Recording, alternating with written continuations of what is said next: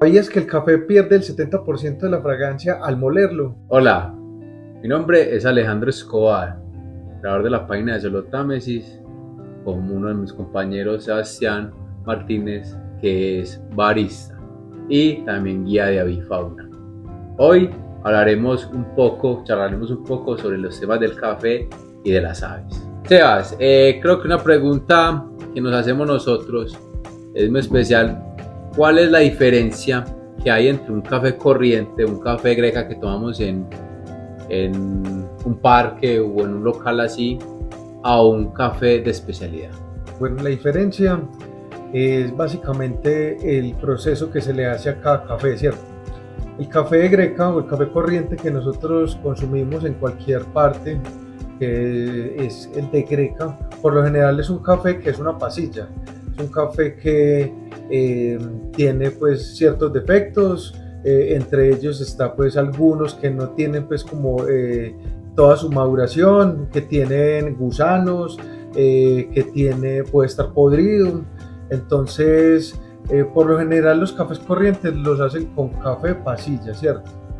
Eso es lo que pues como lo que diferencia ya al café de especialidad, que el café de especialidad es un café que se coge y todo su proceso desde la semilla que se sembró para sacar la planta, que se sacó el café para cosechar y hacerle todo el proceso de cosecha bien, desde una cereza bien rojita hasta ya pues tostarlo y prepararlo bien. Entonces el café de especialidad es el café que se controla todos sus procesos hasta sacar una muy buena taza y pues que la persona pues note todas esas características de cada variedad. O sea, podemos decir que el café corriente lo que hacen es aumentarle la tostión para ocultarle defectos. Eso hacen, pues. Eso hace.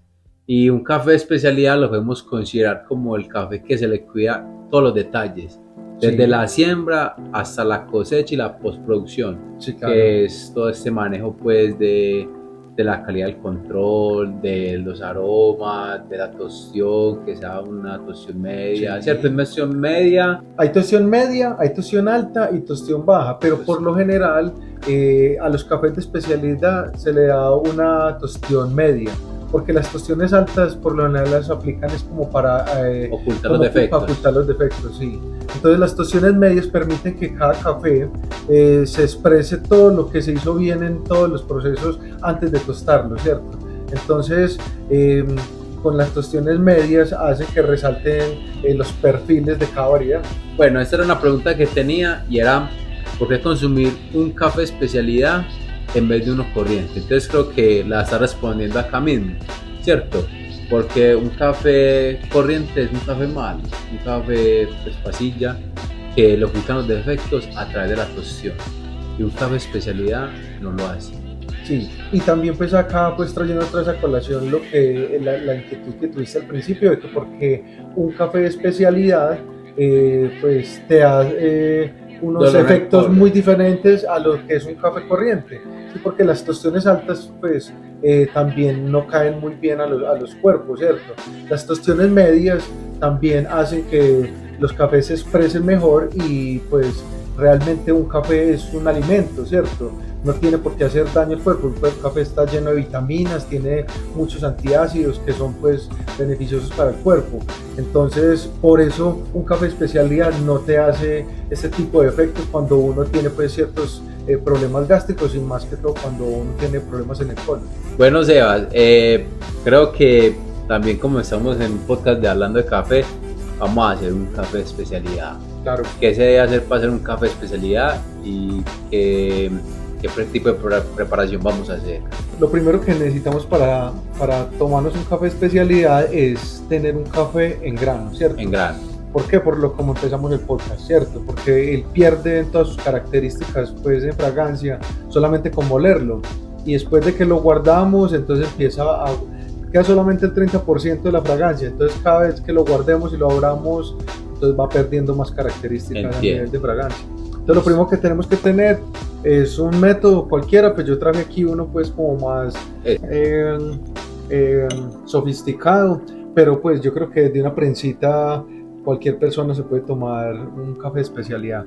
Entonces sí tener pues como básico un molinito, no son costosos, entonces el molinito es muy importante como para moler el café en grano. Y ya pues tener, sí, que tener ya después es la prensita o un origami como este, pueden tener Chemex, hay muchos métodos, ya cada quien se enamora de alguno, ¿cierto? ¿Cuál es la diferencia de un Chemex a este origami? Bueno, la diferencia es mucho, ¿cierto? En forma pues son muy parecidos, pero el origami es uno que tiene un filtro de papel en forma, con unos dobleces como en forma como de abanico. Y lo mismo el método también es así. Por lo general el filtro se adecua muy bien al método y ya cae pues aquí la preparación en el server en la parte de abajo.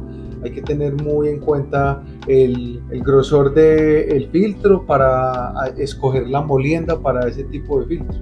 Entonces, ese es como el origami. Ya el Chemex es un método que toda su pieza es de vidrio y pues es como si fuera un reloj de arena grande, y también es un método filtrado que tiene también un filtro con cierto grosor que también hay que regular la molienda para ese tipo de filtro. Listo, muy bien.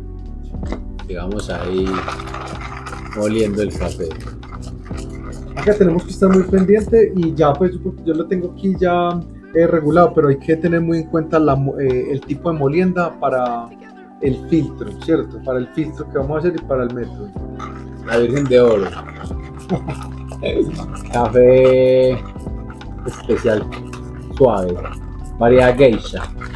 Bueno, Sebas, podemos ir hablando de una cosa, y es que en muchas partes le ofrecen a uno honey. Más que todo se escucha mucho la palabra honey. Sí. Creo que suena con el beneficio. ¿Qué es un café honey? Bueno, eso ya va en los procesos post cosecha, ¿cierto? Ajá. Entonces, hay tres formas de que uno puede sacar un café, ¿cierto? El primero es el café, el perfil que siempre buscan los compradores, un perfil lavado, ¿cierto? Que es coger el café, se le hacen unos procesos, después por lo general el otro día lo despulpan y lo lavan, ¿cierto? Ya ahí sigue el segundo proceso, que sería el honey. El honey es cuando lo cogen, lo despulpan, pues le hacen un proceso, lo despulpan, pero no lo lavan, ¿cierto? Le dejan todo el mucílago, que es la babita que está entre la cáscara y el grano. Ajá. Entonces ya tiene otras tres subdivisiones el honey. Hay honey rojo, honey negro y honey amarillo. Entonces depende de cómo usted procesen esos cafés, le salen unos colores, ¿cierto? Entonces si por ejemplo usted lo deja muy junto, por decir 2 días, entonces, y después ya lo separa, entonces él coge unas características rojas o negras, o también hay veces la oxidación del mucílago hace también que se den esos colores.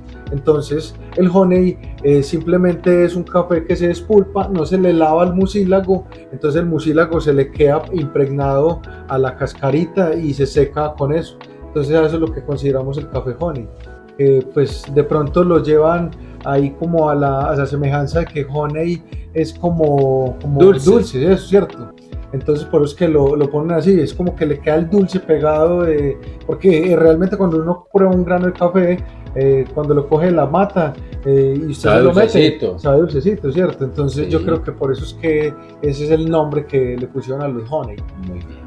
Listo, aquí ya tenemos pues ya el café molido como para hacer este método. Ya lo que necesitamos es agüita y vamos a preparar el... Te vas muy bien. Entonces lo que estás haciendo ahí es que limpiando el filtro. Sí, esto es una purga. Por lo general esos filtros que son de papel, en su elaboración quedan como impregnados de unas gomas, que si uno hace directamente el café sin hacerle esta purga, entonces va a contaminar la bebida. Entonces la idea es como hacerle un lavado, ¿cierto? Entonces eso se denomina purga. Bueno, listo. Sebastián nos está haciendo un café en el método origami, como escucharon, y va a proceder a lavar pues todo el filtrado de él. Listo. Bueno, Sebas, otra diferencia, lo que mencionaste ahorita, al natural. ¿Qué es al natural? Bueno, el café natural es un café su proceso es que se coge la cereza pues de la planta, se le hacen los procesos pues que también de pronto pueden ser muy parecidos a los del honey o a otros tipos de procesos que se le pueden hacer café, pero este café no se despulpa, ¿cierto? No se le quita la cáscara, entonces se seca con la cáscara. Estos procesos honey y naturales son un poquito más complicados porque uno tiene que estar más pendiente a la hora de secarlo y para sacar buenos cafés por lo general tiene que ser en camas africanas que son las que se meten para secar dentro de la marquesina, ¿cierto? Un café especial por lo general no lo secan en un silo, porque muchas veces los silos son viejos o los contaminan, ¿cierto? Con carbón o con el gas. Entonces la idea es que se seque con el sol y entonces las marquesinas es lo más indicado. Entonces los cafés naturales hay que estar muy pendiente cada vez en el día por ahí, mezclarlos en las camas africanas por ahí 3 veces al día o más para que de pronto no les vaya a dar hongos o no se van a acumular cierto tipo, y también para que vaya perdiendo humedad, ¿cierto? Porque pues, las marquesinas son calientes, ¿cierto? Entonces para que se remuevan todas esas humedades y puedan circular. Entonces vamos a hacer acá pues el café, acá más o menos yo lo que hago para hacer un café es una proporción más o menos de 7 gramos de café por 100 mililitros de agua. Aquí lo que hicimos fue 4 cafés, como pues entonces utilicé 32 gramos, ¿cierto? Más o menos lo que necesitamos como para hacer esta preparación, y pues lo que vamos a empezar a hacer es hacer una preinfusión. ¿Cierto? La preinfusión es como echarle un poquito de agua sin que caiga abajo al server mucha, ¿cierto? Sino solamente como para ir preparando como el café para ya hacerle pues todo el proceso con el resto del agua, ¿cierto? Entonces aquí esto más o menos se hace por ahí unos 30 segundos, depende pues del café como esté fresco o como esté pues ya estabilizado, ¿cierto? Entonces después de los 30 segundos lo que vamos a hacer es echarle todo el resto del agua, vamos a permitir que se llene casi todo el filtro de agua y que pues todas las partículas de café floten en el agua, listo. Pues aquí vamos a empezar ya a echar un poquito más. Esta extracción en los métodos filtrados es una extracción que es corta, por lo general no se debe hacer superior a los 4 minutos. ¿Por qué? Porque puede haber una sobreextracción. Yo lo que voy a tratar acá de hacer con esta bebida es una extracción de más o menos 2 minutos 30 a 3 minutos. Entonces la idea es estar muy pendiente de cómo se comporta el café y hacerle diferentes tipos de vertimientos de agua. Entonces aquí ya llevamos uno, vamos a ir por el segundo, vamos a echarle más poquitico, vamos a controlar mucho como toda la bebida, y elegí también el origami para hacer esta variedad geisha porque pues el método filtrado se manifiesta muy bien esta variedad de café, que por lo general su perfil es un perfil como a flores de jazmín, como tiene un cítrico como a mandarina y tiene también unas leves notas a chocolate. Entonces la idea es como resaltar estas características en la preparación. Ya más o menos vamos entrando por ahí en unos 2 minutos para ir terminando la extracción. Acá vamos a sacar más o menos 400 mililitros de bebida, porque por lo general a mí no me gustan como un café cortico de 100 mililitros como normalmente los hacen para sacarlos comercialmente. Listo. Bueno, Sebas, entonces seguimos acá pues con la preparación. Ya nos vas a servir el café, me imagino. Sí, claro, ya está listo para tomar. Listo, vamos a servirlo. Y te voy preguntando. Los laboratorios de café. Sí. Algo que está, digamos, que en tendencia, que se ve en muchos lugares que tienen como esa experiencia del café, te llevan un café tal, te muestran qué variedades hay, y esto y esto. Los laboratorios de café, ¿qué son? ¿Una moda o una necesidad? Parece más una necesidad y una cosa que deberían de tener todas las personas que producen café, ¿cierto? Pues hay personas que se especializan solamente en producirlo, ¿cierto? Y no les interesa de pronto cómo que pasa con su café más adelante, ¿cierto? Pero si cada persona tuviera un laboratorio de café en su finca, podría saber mucho más de su café después de que lo cosecha, ¿cierto? Porque en el laboratorio de café tienen que tener una tostadora de muestras, tienen que tener una pequeña mesa de catación, tienen que tener como dónde hacer cierto tipo de experimentos o de procesos que se hacen en el laboratorio, ¿cierto? Que por lo general la gente paga aparte para hacer esos procesos, ¿cierto? Una persona que no tenga laboratorio va a una parte donde se especializan en eso y le hacen todo el proceso a su café. O sea, entonces, sí, un laboratorio de café no viene a ser así como más que toda una moda, o sea, de que venga teniendo la experiencia, sino que usted lo considera como una necesidad para producir un buen café. Sí, claro, porque ahí el caficultor tendría, pues, con los conocimientos previos adquiridos, ¿cierto? De saber tostar, ¿cierto? Porque muchas personas producen muy buen café, pues lo llevan a tostar a cualquier parte y lo dañan, ¿cierto? Pero si una persona se capacita, un caficultor, o contrata a una persona o alguien de su familia se capacita para tostar en su misma finca en un laboratorio, para catar, para perfilar un café, yo creo que le darían mucho valor agregado a su café, ¿cierto? Y lo convertirían ya no en un café simple de producción de café especial, sino lo convertirían en café de especialidad, que es cuando uno le hace todos estos otros procesos. Bueno, ¿qué vínculo hay en los laboratorios de café y aves? Porque uno ahora está viendo, a lo menos en Támesis, ¿cierto? En Támesis vemos que hay proyectos de una chica del Porvenir, sí, que está haciendo el tema de cafés y aves, sí, ¿cierto? Hay proyectos, creo que usted también tiene un proyecto de cafés y aves, sí. ¿cierto? ¿Qué relación hay de este tema de cafés y aves? ¿Por qué es común asociarlo? ¿Qué hay ahí? Bueno, desde hace mucho tiempo se viene con la creencia, ¿cierto?, de que los cafetales no deben de ser como nos enseñaron hace mucho tiempo, que es a libre exposición, sino que los cafetales por lo general deben de ser bajo un sombrío y bajo un bosque, ¿cierto? Entonces ya mucha gente tiene muchos tipos de árboles mezclados y muchos tipos de cultivos mezclados con el café, que hacen que sean refugio para las aves, ¿cierto? Entonces, hace mucho tiempo se vienen haciendo estudios, y acá en Támesis específicamente se han hecho estudios por parte de Cenicafé, que es la entidad como que hace los estudios con el café y que desarrolla variedades y hace muchas cosas. Entonces ellos quisieron saber cuál es el tipo de aves y el tipo de animales que hay dentro de los cafetales, ¿cierto?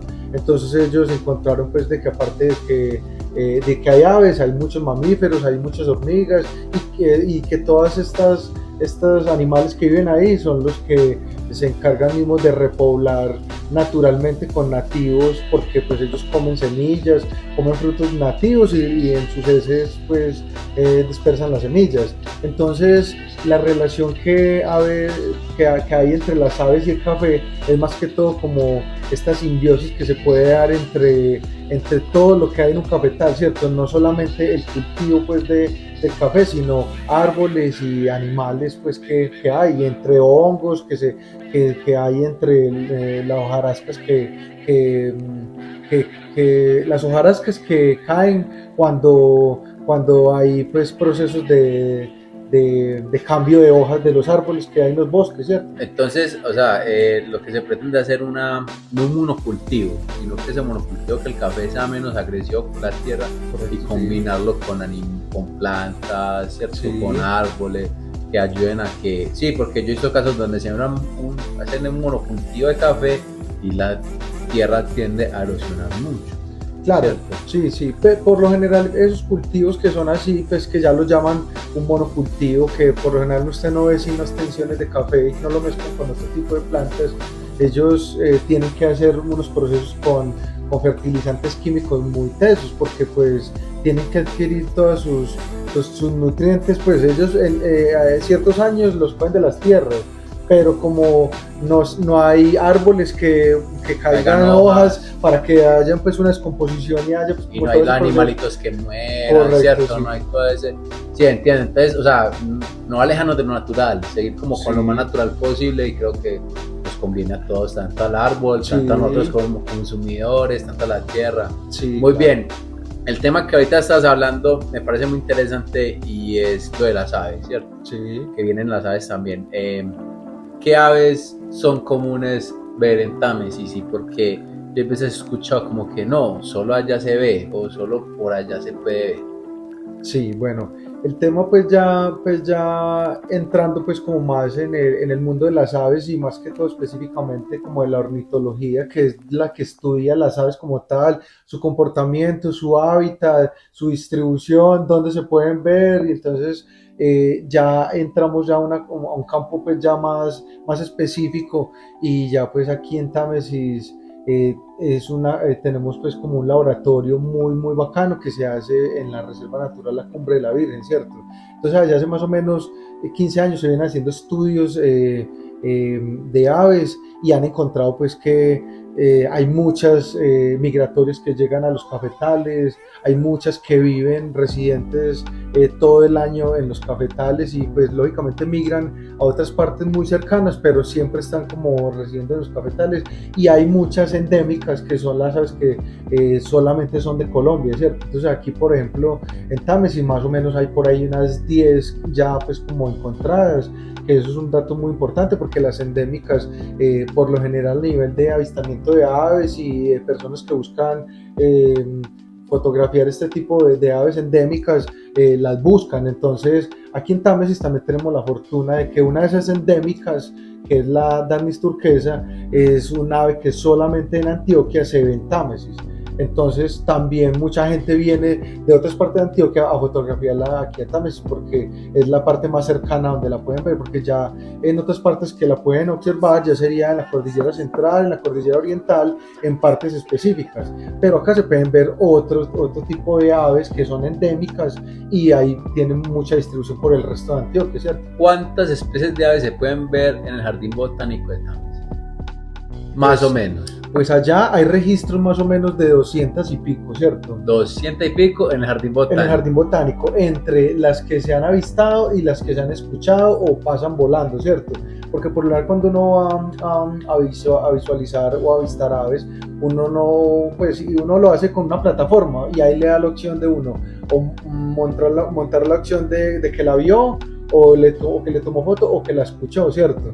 Entonces ahí como estamos tan pegados de la montaña, podemos también escucharla, por decir, la perdiz colorada, podemos escuchar aves que hacen sonidos muy fuertes en la montaña. Entonces, ahí yo creo que más o menos por ahí yo creo que llegando a los 200 o los 200 y piquito, porque se pueden ver, y ahí para arriba ya hay unas reservas que se pueden ver más o menos las mismas aves, 200 o 200 y piquito, y entre más subamos vamos a encontrar aves más extrañas, más subamos en la montaña. Ah, perfecto. Muy interesante el tema que hay entre la conexión de aves y café. No sabía Sí, que era así. Creo que también tenemos una muy buena riqueza en tanto aves, ¿cierto? sí, Bueno, para el turismo es muy importante el impacto que hay de traer gente turista que quiera ver aves y probar un buen café, sí. ¿cierto? Eh, ¿Qué oportunidades hay o usted qué oportunidades ve para Támesis en el tema de avistamiento de aves y probar un buen café para el turismo? Bueno, el tema de avistamiento de aves con el turismo ahora tiene pues tiene mucho auge, ¿cierto? Y tiene pues como mucha importancia en todo Colombia, porque pues no más en Colombia es el país que más aves tiene en el mundo, ¿cierto? Tiene alrededor de las 2000 aves. Entonces mucha gente ya toma como solamente ese referente para venir a ver aves acá. Y es un país donde es muy fácil ver aves, en cualquier parte va y encuentra aves, y va a una parte específica donde tienen un cebadero, donde tienen unas partes con bananito, con cierto tipo de frutas, cierto tipo de árboles cerquita y llegan ciertas aves. En el municipio de Támesis hay más o menos alrededor de las 400 aves. Es muy cercano al registro que tiene más o menos Jardín. Y Jardín es un referente, yo creo que el más cercano, que somos vecinos, para el avistamiento de aves. Llega gente y extranjeros diario a ver aves, ¿cierto?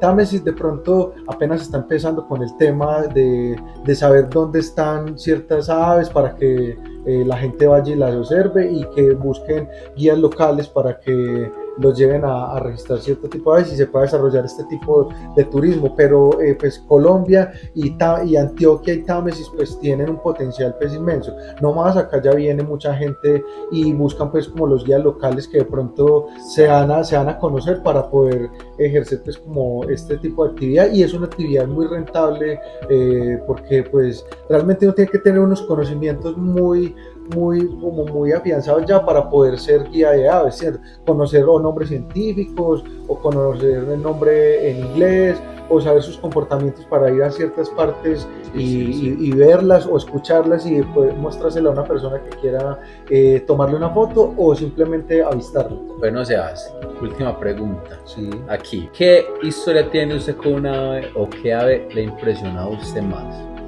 Usted haya tenido una historia que, wow, me impresionó, quedé congelado, me asombró. Una historia con una ave que usted haya visto o que haya tocado buscarla o que le encanta. Sí, pues ven, realmente a mí todas las aves me han encantado, ¿cierto? Y todas me han impactado mucho. Lógicamente uno cuando va aprendiendo y sabe que hay cierto tipo de aves que son más escasas que las otras, uno le quiere encontrarlas, ¿cierto? Pero cada que me encuentro un ave en alguna parte me asombra, ¿cierto? Puede que ya la haya visto o puede ser que sea la primera vez, pero las experiencias más bacanas que yo he vivido, pues como, y que me han llamado mucho más la atención, es buscar aves en las tierras altas de Támesis. Acá tenemos elevaciones más o menos hasta los 3200, y nosotros hemos hecho expediciones más o menos a la altura de 2500 hacia arriba, hasta más o menos los 2800, 2900, y hemos encontrado aves muy bacanas. Entonces hemos tenido la fortuna de ver trogones, quetzales, urracas, pues que son escasos de ver. Hemos visto gralarias, hemos visto los tucanes. Entonces yo creo que siempre siquiera no he quitado la capacidad de asombrarme con cualquier tipo de ave, pero recientemente, y ha sido un hallazgo muy bacano, fue encontrar un quetzal subiendo hacia Cristo Rey aquí en Támesis. Pues eso más o menos no sube a los 2000 metros, ¿cierto? Más o menos donde lo vimos eran 2000 metros, pero es un hallazgo muy importante porque es un ave que la buscan mucho los fotógrafos y es una ave hermosa, pues que tiene un rojo impresionante, un verde, y pues no es que tenga el canto más llamativo, pero es un canto que la ayuda mucho para identificarla. Pero es el quetzal es hermoso. Listo, muy bien. Conclusión, tenemos que mejorar un poco más las técnicas que tienen los caficultores para el café, Sí. sacar mucho más café de especialidad Sí. y apuntarle mucho al turismo de aves con café, ¿cierto? Claro, eso le da un valor agregado a las dos cosas y se complementan súper bien.